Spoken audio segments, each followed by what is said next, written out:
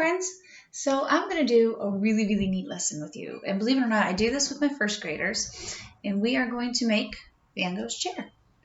And I said I was going to bring you some more Van Gogh lessons. And I don't want to let you down. I don't want to let me down because I love teaching Van Gogh. So this one is really cute. I do this with first graders. And what I do with the first graders, to kind of make the lesson go a little quicker, I do provide them with a template that's already pre-cut. And so this is the completed project right here. It's a little chair that stands up. Is that not the cutest little thing? And we draw his little chair.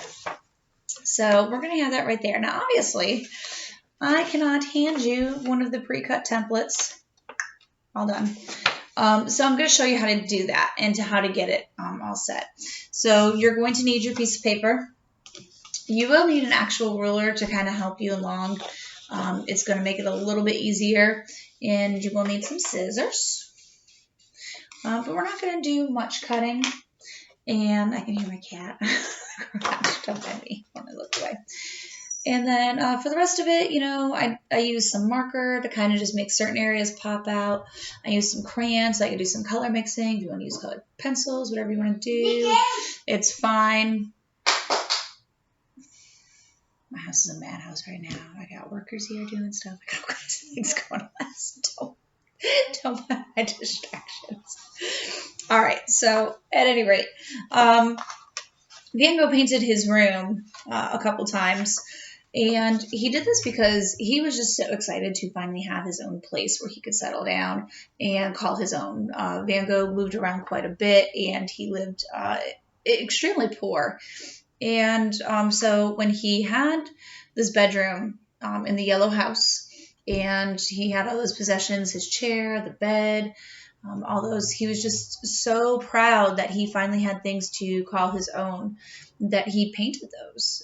You know, we don't often sit down and say, gee, I'm going to paint my bedroom today. Let me paint a chair.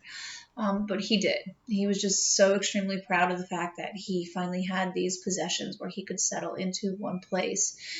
So that is why we have the paintings of the bedroom and the chair and those significant items in his life.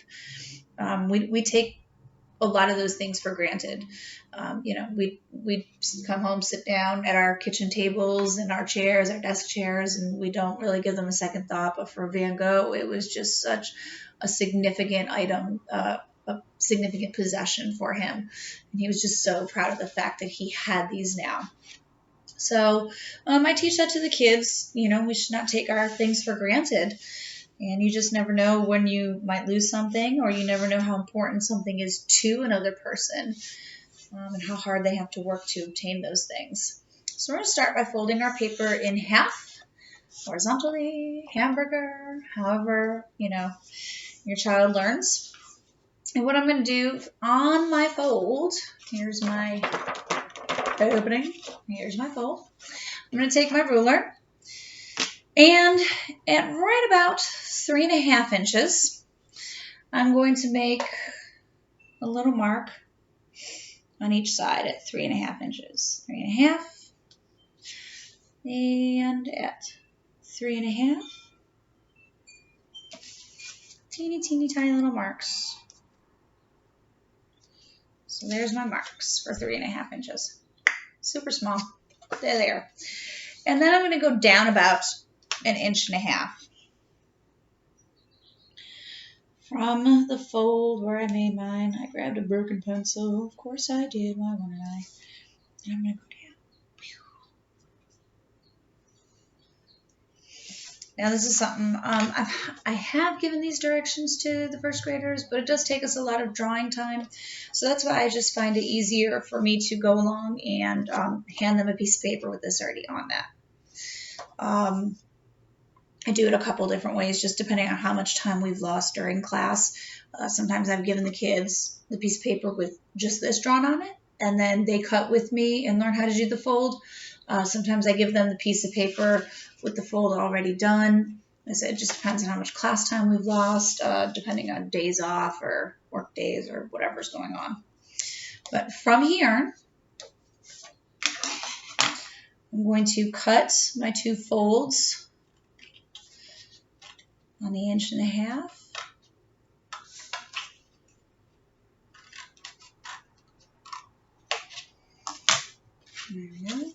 his little doohickey flap. This is the fun part. Just to see this when I do it with all the first graders. So now when I open up, I'm going to take and I'm going to push my little flap the opposite direction. Very simple. Unless you're a first grader listening. They say, "Go what, Miss Vance?" And give it a nice little crease. And then if I fold the paper down, I'm going to kind of help guide that little flap. And give that a nice flat crease. So now it's open. And now they're ready to draw the seat. So the top part would obviously be where he would sit. And down here would be where our legs would go. And I'm actually going to fix my crease a little bit. I didn't fold it very straight. My bad. And they can start drawing. I don't often give my first graders pencils. Sometimes I do. But they can just start drawing. You can start drawing. I cannot draw with a broken pencil. I gotta show them that guy. You know, they can start drawing it. They can make it look like a straw chair. You can look up Van Gogh's chair and kind of start drawing it. You can start drawing with the crayons, colored pencils, whatever you want. And I have one here that I've already started, just to kind of save some time. We start doing the blocks. I show them how to combine colors, because Van Gogh was just really big into mixing colors and just creating these amazing textural layers in his paint. And so we do a color study real quick with him, and we go in and look at some of his layering of all the paints. And it's just, oh God, he's just phenomenal. His use of color is gorgeous. If you go online, there was a B&B created of his room, and a bunch of artists sat and just right down to every detail painted this bedroom that you could rent and go and stay in. Gosh, was it on US Today or something like that?